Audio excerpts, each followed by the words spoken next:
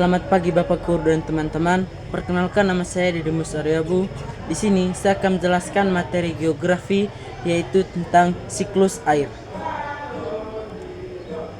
Air berubah bentuk dari uap ke cairan dan padat, berpindah antara atmosfer, daratan, dan lautan melalui berbagai tahapan.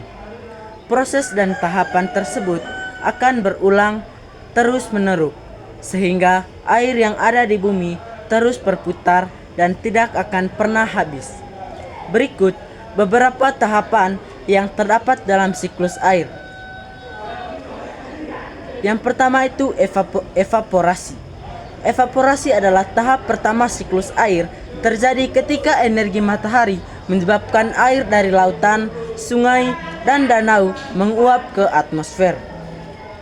Proses ini juga melibatkan penguapan dari permukaan, tumbuhan, dan tanah. Pada prinsipnya, keduanya sama karena merupakan proses perubahan zat menjadi gas yang akan berkumpul di atmosfer. Yang kedua itu proses kondensasi. Kondensasi adalah proses perubahan air dari gas menjadi cair, atau kita kenal dengan istilah pengembunan, yang merupakan kebalikan dari evaporasi atau penguapan. Pada siklus hidrologi, kondensasi terjadi di atmosfer akibat perubahan suhu dan tekanan.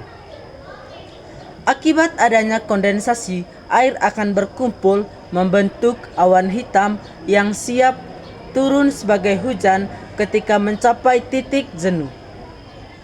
Yang ketiga itu presipitasi. Presipitasi adalah ketika awan jenuh dengan tetesan air, presipitasi terjadi. Presipitasi dapat berupa hujan, salju, hujan es, atau embun beku. Air jatuh ke permukaan bumi dan lantas mengisi sungai, danau, dan akhirnya lautan. Semakin banyak uap yang terbentuk di atmosfer, maka tetesan air yang ada di awan akan semakin banyak dan semakin berat.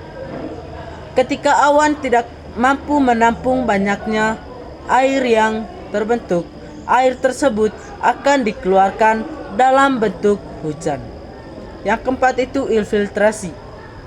Infiltrasi, sebagian air yang mencapai permukaan bumi akan meresap ke dalam tanah melalui proses yang disebut infiltrasi. Air yang meresap ini akan menjadi sumber air tanah atau mengalir ke sungai dan akhirnya ke lautan. Yang kelima itu aliran permukaan air yang tidak meresap ke dalam tanah akan mengalir di permukaan bumi. Air di permukaan ini kemudian membentuk aliran sungai, danau, dan waduk. Yang keenam, transpirasi. Proses tumbuhan menyerap air melalui akar dan mengeluarkan uap air melalui stomata pada daun, disebut transpirasi. Proses ini membantu mempertahankan keseimbangan siklus air. Itu saja penjelasan dari saya. Sekian dan terima kasih.